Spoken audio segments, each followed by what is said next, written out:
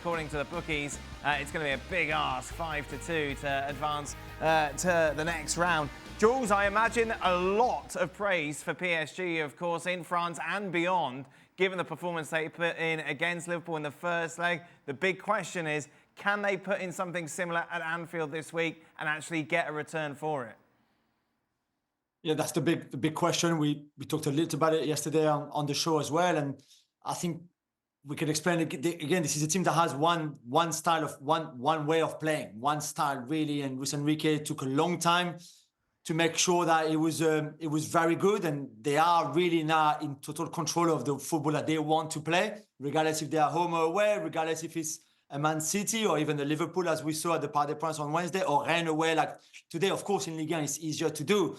The big question now is, can they do that away in Liverpool on Tuesday? And we said yesterday, only the top teams in the last 10, 15 years can go away in the Champions League to the top teams and impose their game, impose their style of football, and go there and play exactly the same way that they would play at home against the same team.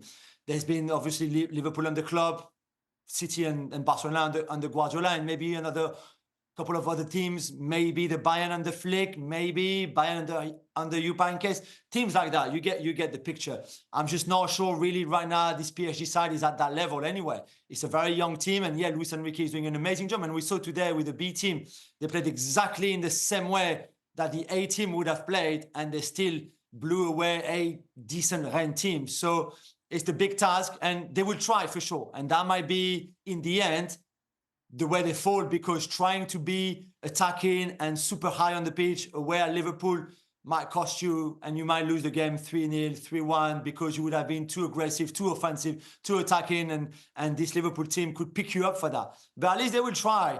But if it clicks over there, and if they start well, and if they score the first goal, then I think it will become a very interesting game. I think of all the second legs, I'm most excited, just as a neutral, to watch this tie, given what we saw in that first leg. I think the first leg as well was even though it didn't turn out to be a real contest, because it was effectively a world-class performance from Alisson in goal. It wasn't a sort of 50-50 end-to-end, because Liverpool could not play past that press. And they were so bad on the ball, it just kept coming back and back and back. And if PSG can do that away from home, that's a big concern for Liverpool. Look, they put the frighteners up this Liverpool side, up this Liverpool manager. And they're also, you know, Liverpool should have been going into this without Ibrahima Konate. He was a lucky boy that he wasn't red carded, and he would have missed this second leg. So there's a lot of stuff went for Liverpool that night. Obviously, they won the game against the run of play. But the bookies have been very, very generous there. Yeah. For me, this is a lot closer, particularly with the informed players PSG have. What have they learnt from that first leg, and how do they approach the second leg differently?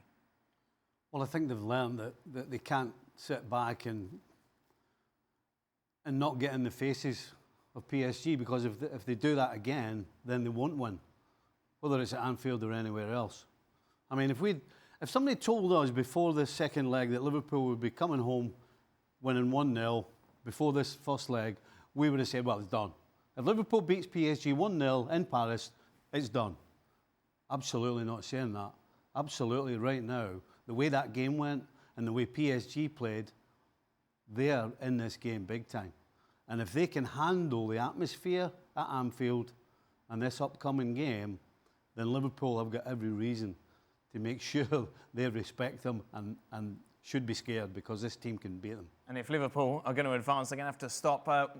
Jules describes him as the best player in the world at the moment. No, I didn't. I've been told that you did. I've been told by reliable sources that he's the best player in the world at the moment, Jules. No, he's not. I didn't say that. After I think the Brest first leg in the playoff, L'Équipe newspaper asked the question. They didn't even answer it. They just asked the question. But he's amongst the most informed players right now. That's for sure. The amount of goals he scored in 2025, nobody has scored more goals than him in the calendar year since the turn of the year. Sorry. So he's right up there. Is he the best? No, he's not. And we saw in the first leg, for all the good things that he could do, there was still at times that finishing, that letting him down a little bit. And Alisson made that great save in the one-on-one that they had, one of the many, many great saves that Alisson made on Wednesday. But he still has a long way to go. But he's in the conversation of the most informed, current top players that we find in Europe.